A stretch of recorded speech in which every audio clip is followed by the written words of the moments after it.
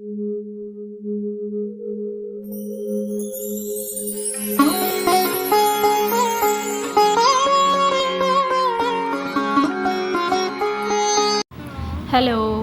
అందరికీ నమస్కారం. వరలక్ష్మి వ్రతం అండి. శుక్రవారము రేపు ముందు రోజే నేను ఇలా అన్నీ సిద్ధం చేసి పెట్టుకున్నాను. ఆడవాళ్ళకందరికీ ఇష్టమైనదే కదండి. వరలక్ష్మి వ్రతం ఎప్పుడు వస్తుందా అని ఎదురు చూస్తూ ఉంటారు కదా. రాగి సామాన్లు, ఇత్తడి సామాన్లు, దేవుడి దగ్గర పూజ సామాన్లన్నీ క్లీన్ చేసి పెట్టుకున్నానండి. అలాగే దేవుడి మందిరంలో కూడా కుబేర ముగ్గు పెట్టుకొని రెడీగా పటాలు కూడా క్లీన్ చేసుకున్నాను. నైట్ డిన్నర్ చేసిన గిన్నెలన్నీ తోమేసుకొని రెడీగా పెట్టేసుకున్నానండి. ఎందుకంటే పొద్దున్నే మనకు వంట చేసేది ఉంటుంది కదా, అందుకని మనము ముందే అన్నీ నైటే ఇలా క్లీన్ చేసి పెట్టుకుంటే మాత్రం పొద్దున్నే వంటకు టకటక గిన్నెలు అందేస్తాయండి. నేను నైటే ఏం చేశానంటే అండి, శనగలు వాయనానికి శనగపప్పు, ఓలిగలకు ఇలా మినపప్పు, మినప వడలకండి నేను 5 రకాల ప్రసాదాలు చేయాలని ముందే ఫిక్స్ అయ్యానండి. అందుకే ముందే నైట్ ఇవన్నీ నానబెట్టి పెట్టేసుకున్నాను. పొద్దున్నే స్నానం చేసి మూతలు తీసి చూశానండి, అన్నీ చక్కగా నానిపోయి ఉన్నాయి. ఈ శారీ అండి, శారీ అమ్మవారికి పెట్టాలనుకున్నాను. ఇది ఉగాది రోజు మా హస్బెండ్ ఉగాదికి కూడా మేము దేవుడి దగ్గర పెట్టుకుంటాం కాబట్టి కొత్త సంవత్సరము 2 శారీస్ తీయించాడండి. ఒక శారీ మంచి క్రీమ్లో ఫుల్ గోల్డ్ బార్డర్ వచ్చిందండి. ఆ శారీ ఇంకా నేను కట్టలేదు. అది కూడా ఈ శారీ అమ్మవారికి వరలక్ష్మి వ్రతానికని తీసి పక్కన పెట్టేసి ఉంచుకున్నాను. ఆ శారీ మాత్రం స్వామికి ఉగాది రోజు పెట్టేసుకున్నానండి. దేవుడి మందిరంలో మంచి బ్లూ కలర్ అండి. దేవుడికి పెట్టాలి అని ఫిక్స్ అయ్యానంటే, అమ్మవారికి పెట్టాలనో దేవుడి మందిరంలో ఏదన్నా బట్టలు పెట్టుకోవాలనో ఇలా ముందే ఫిక్స్ అయ్యానంటే కనీసం ఆ శారీని ఇట్లా భుజం మీద కూడా వేసి చూసుకోనండి.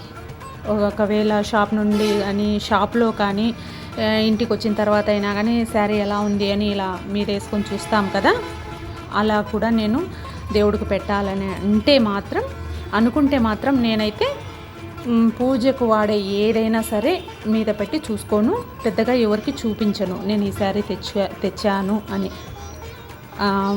అందులోంచి ఒక బ్లౌజు తీసేసానండి. ఇందాక చూపించిన బ్లౌజులు అయితే పట్టు బ్లౌజులే, కొంచెం మిక్స్డ్ కలర్లో షైనింగ్ చాలా బాగున్నాయండి. 2 బ్లౌజులు ఆ శారీ పెడదామనుకున్నాను. అవే శారీ కలశానికి కడితే కొంచెం చిన్నగా అంటే బార్డర్ ఉండేది కట్టాలనుకున్నాను. వాటికి బార్డర్ రాలేదు, ప్లెయిన్ మాత్రమే. అందుకనేసి ఈ బ్లౌజే తీసేసానండి. ఇది కడదామనేసి కింద బార్డర్ అంతా రావాలి కాబట్టి కొంచెం ప్లేట్స్ అన్నీ అలా సరి చేసుకున్నానండి. కింద వరకు పెద్ద బార్డరు, ఒక సైడ్ చిన్న బార్డరు అలా వచ్చిందండి. ఏంటోనండి, నాకు చేతైనంత వరకు అయితే చేసుకున్నాను. ఎందుకంటే మాకు దేవుడి మందిరం చాలా చిన్నదండి. అందులో కిచెన్లోనే ఆ సింక్ పక్కనే వచ్చింది. అంటే రెంటెడ్ హౌస్ కదా, మనకు ఛాన్స్ లేదండి. ఇట్లా హాల్లో పెట్టుకుందాం అనుకుంటే డోర్ పక్కనే ఇక్కడ టీవీ యూనిట్ ఉందండి. మాకు ఇది కూడా ప్లేస్ లేదు. అటు ఇటు వెళ్ళే వాళ్ళు తగులుతూ ఉంటారు. అలాగే ఎదురుగా పెద్ద కిటికీ ఉందండి, ఆ గాలి ఎక్కువగా వస్తూ ఉంటుంది. మనం హాల్లో పెట్టుకోవడానికి అవకాశం కూడా లేదండి. కానీ చేతనైనంతలో నేను చిన్నగా కానీ కలశానికి చిన్నగా కట్టేసుకొని అలాగే దేవుడి మందిరంలోనే పెట్టేసుకుంటాను. ఎందుకంటే దేవుడి మందిరంలోనే వెంకటేశ్వర స్వామి పటాలు, అలాగే దేవుడి పటాలు అన్నీ ఉంటాయి. అందరికీ పూజ చేసినట్టు ఉంటుంది. కలశం ఒక చోట, అమ్మవారిని రెడీ చేసి పెట్టుకోవడం ఒక చోట, ఇలాంటివన్నీ ఏమీ ఉండవు అనేసి ఒకేసారి దేవుడి మందిరంలోనే ఉన్న ప్లేస్లోనే చిన్నగా చేసేసుకుంటానండి. హడావిడైతే పడిపోను. కాకపోతే ప్రసాదాలు మాత్రం ఒక 5, 9 అలా ముందే ఫిక్స్ అయిపోతానండి. ఫిక్స్ అయిన తర్వాత నా ఓపికను బట్టి నైటే నానబెట్టేసుకుంటాను. నానబెట్టుకోవడం ఎలా అంటే, నేను పడుకునేసరికి క్లీన్ చేసుకొని పడుకునేసరికి 12 అయిందండి టైము. 12 అయింది కదా, ఎలాగో మళ్ళీ తెల్లవారుజామునే లేచి రెడీ చేసుకుంటాం కదా, ఎంత 4 అవర్స్ అంతే టైం ఉంటుంది కదా, ఆలోపు నానేస్తాయి అనేసి నేను ముందే నానబెట్టేసేసానండి. లేకపోతే నైట్ టైం నానబెట్టాల్సిన అవసరం లేదు. 2-3 అవర్స్లో నానబెడితే సరిపోతుంది. నా తిప్పలు చూడండి. ఆ చిన్న ప్లేస్లోని స్వామిని అంటే కలశానికి ఆ చీరలాగా కట్టడానికి ఎన్ని తిప్పలు పడ్డానో, చూసుకోవడము, తీయడము, లేవడము, మళ్ళీ ఆ వంట పొయ్యి మీద పెట్టుకొని అక్కడ చూడడము.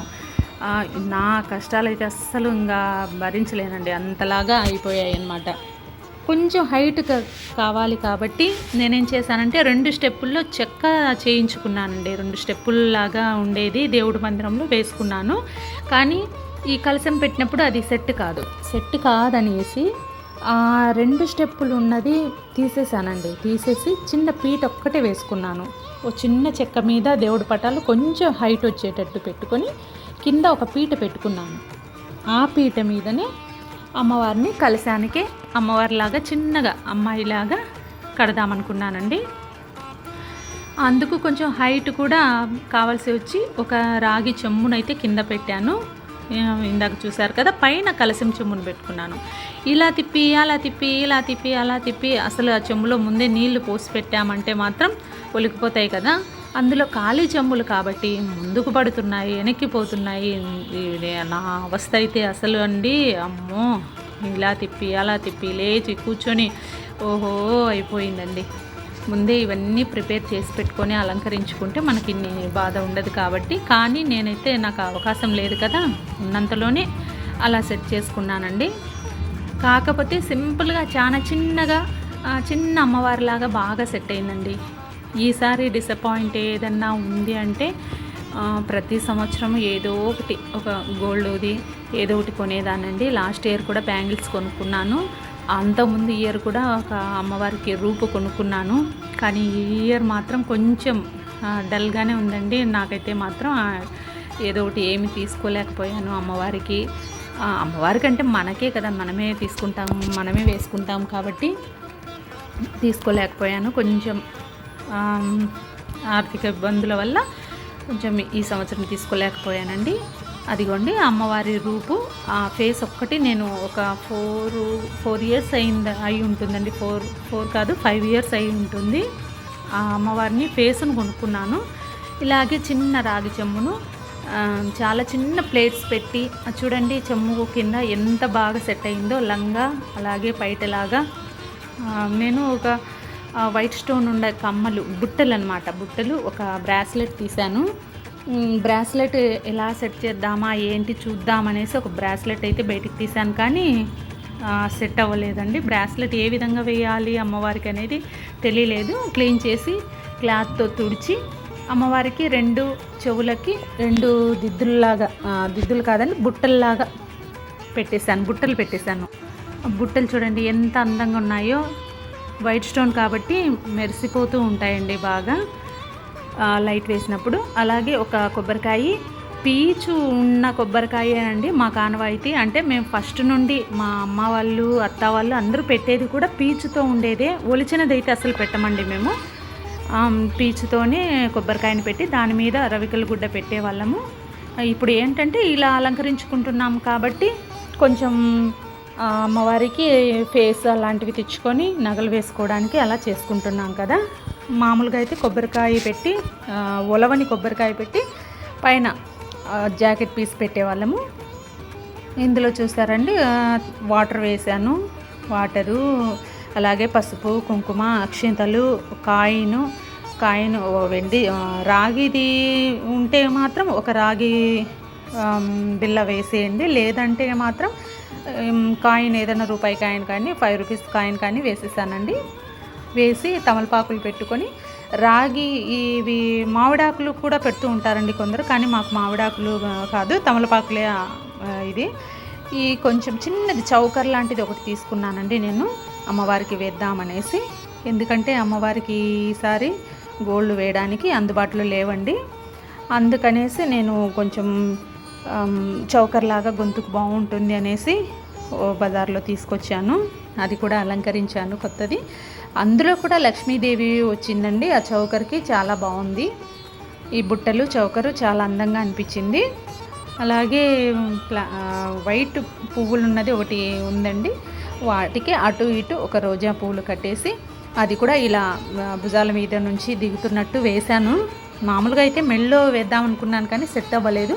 దేవుడి మందిరం చూశారు కదా, కొంచెము పాతకాలం అనే చెప్పొచ్చండి, పాత ఇండ్లనే చెప్పొచ్చు. ఎందుకంటే గోడల్లోనే పైప్ లైన్ ఉంది, పైపు వెళ్ళిందండి, వాటర్ పైపు. ఎన్నిసార్లు పెయింట్ వేసినా, ఎన్నిసార్లు ఏం చేసినా కూడా పెయింట్ అనేది నిలబడదండి. దేవుడి మందిరం కూడా చాలా చిన్నగా ఉంది, అందులో సింక్ పక్కనే ఉంది కాబట్టి కొంచెం ఏదన్నా పెద్దగా చేసుకోవాలన్నా కూడా మనసు ఒప్పదనమాట. వాటర్ పడుతుందనో, దీపం పెట్టుకోవడానికే కూడా మేము కొంచెం ఇబ్బంది పడుతూనే దీపం పెడుతూ ఉంటామండి. పొరపాటున సింక్ దగ్గర ఎవరన్నా చెయ్యి అలా తిప్పినా వాటర్ పడుతుందేమో, ఏదైనా స్వామికి చేసేది బాగా చేయాలి కదా, ఇలాంటివి ఏదన్నా జరుగుతాయనేసి కొంచెం భయపడుతూనే ఉంటామండి. కాకపోతే అవకాశం లేదు. అమ్మ మాకు అవకాశం ఇచ్చి ఏదో ఒక సొంత ఇంట్లోకి వెళ్ళేటట్లయితే చాలా పెద్దగా చేసుకుందామని అనుకుంటున్నానండి. కానీ అమ్మ ఎప్పుడు కరుణిస్తుందో చూద్దామండి. కొంచెం ఇబ్బంది అయితే పడుతున్నాము, పిల్లలు ఉన్నారు కదా, వాళ్ళ చదువులు ఉన్నాయి, ఇంకా వేరే పనులు ఉన్నాయి కాబట్టి కొంచెం ఆర్థికంగా కొద్దిగా ఇబ్బంది పడుతున్నాను. నెక్స్ట్ ఇయర్ మాత్రం ఏదైనా సొంత ఇంట్లోని కొంచెం భారీగా అమ్మని నిలుపుకోవాలనే ఆశ అయితే మాత్రం ఉందండి. చూద్దామండి ఎంతవరకు జరుగుతుందో. మాటికి లేచి కూర్చొని ఆ వంట చూసుకొని ఆ పొంగిపోతుందని అటు ఇటు తిరగడం వల్ల కొంచెం ఇది అనిపించిందండి. కాకపోతే అమ్మవారు మాత్రం బ్లూ కలర్ శారీలో ఎంత బాగున్నారో చూడండి. చిన్న బ్లౌజ్ పీస్తోనే అలా సెట్ చేసుకున్నానండి. ఒక సైడ్ చిన్న బార్డర్ వచ్చింది కాబట్టి అట్లా భుజాల మీద నుంచి వచ్చినట్లు అనిపించింది. దేవుడి మందిరానికి తోరణం కడదామనేసి మామిడాకులను ఒక ఫ్లవర్ పెట్టి అట్లా పిన్తో గుచ్చుతున్నానండి. ఒక లావు థ్రెడ్ తీసుకుని అందులో నుంచి ఈ మామిడాకులను పెట్టడానికి పాపకు అప్పగించాను. అమ్మ చూడండి ఎంత అందంగా ఉందో. చిన్న అమ్మవారు, హ్యాండ్స్ ఒకటి బ్యాంగిల్స్ సెట్ కాలేదండి, ఇలా జారి పడిపోతున్నాయి. బ్యాంగిల్స్ కోసం ఏదన్నా సెట్ చేసి ఉండాల్సింది. కాకపోతే ముందు రోజు ఈవినింగ్ అంటే నైట్ ప్రిపేర్ అయ్యాను, కానీ ఎలా ఏంటి అనేది కొంచెం ఐడియా అయితే లేదండి. అప్పటికప్పుడే శారీని కూడా నేను డ్రైపింగ్ చేసుకున్నాను. చిన్న గౌరమ్మ అలాగే గణపతిని కూడా చేసుకున్నానండి. ఫస్ట్ గణపతి పూజ చేసుకుంటాం కదా, 2 పసుపు ముద్దలు తీసుకొని 4 అంచుల్లాగా 4 వైపులా వచ్చినది గణపతి, 3 వైపులు వస్తే గౌరమ్మ అండి. అలా నేను నొక్కుతున్నాను చూడండి, దాన్ని ఏమంటారో తెలియదు. అలా నొక్కి 3 వైపులా 3 వేళ్ళతో ఇలా నొక్కి పడితే కొంచెం పెద్దగా చేసుకొని 3 వేళ్ళతో నొక్కి పడితే మాత్రం గౌరమ్మ అండి. 4 వేళ్ళు ముద్దలాగా లైన్స్ వస్తే గణపతి అండి. గౌరమ్మని పెద్దగా, గణపతిని చిన్నగా చేసుకోండి. ఫస్ట్ గణపతి పూజ చేసుకుంటాం కదా, కొంచెం ఒక తాంబూలంలో అమ్మను గణపతిని ఇద్దరిని పెట్టుకుందామండి. పెట్టుకున్న తర్వాత అమ్మవారికి 3 వైపులా, గణపతికి 4 వైపులా కుంకుమ బొట్లు పెట్టుకోవాలండి. తమలపాకులో పెట్టుకొని కుంకుమ బొట్టు పెట్టుకొని కొన్ని అక్షింతలు ముందుగానే రెడీ చేసి పెట్టుకోండి. అలాగే తోరం కూడా రెడీ చేసుకోవాలండి. తోరం కంపల్సరీగా రెడీ చేసి పెట్టుకోండి. ఎందుకంటే మనం కథ చదువుతున్నప్పుడు చారుమతి కథ మనకు తెలుసు కదండి అందరికీ. ఓం విద్యాయే నమః, ఓం లోకశోక వినాశిన్యే, ఓం ధర్మ నిలయాయే నమః, ఓం కరుణాయే నమః, ఓం లోకమాత్రే నమః, ఓం పద్మప్రియాయే నమః, ఓం పద్మహస్తాయే నమః, ఓం పద్మాక్షయే నమః, ఓం పద్మసుందర్యే నమః, ఓం పద్మోద్భవాయే నమః, ఓం పద్మముఖ్యే నమః, ఓం పద్మనాభప్రియాయే నమః, ఓం రమాయే నమః, ఓం పద్మమాలాధరాయే నమః, ఓం దేవ్యై నమః, ఓం పద్మిన్యై నమః, ఓం పద్మగంధిన్యై నమః, ఓం పుణ్యగంధాయే నమః, ప్రసన్నాయే నమః, ఓం ప్రసాదాభిముఖ్యై నమః, ఓం ప్రభాయై నమః, ఓం చంద్రవదనాయై నమః, ఓం చంద్రాయై నమః, ఓం చంద్ర సహోదర్యై నమః. ఓం తోరాలు ఖచ్చితంగా తయారు చేసుకోవాలని చెప్పాను కదండి. ఎవరికైనా ముత్తైదువులకు కూడా ఇవ్వాల్సి ఉంటే వాళ్ళకు కూడా కట్టుకోవచ్చు, వాళ్ళకు కూడా తయారు చేయొచ్చు.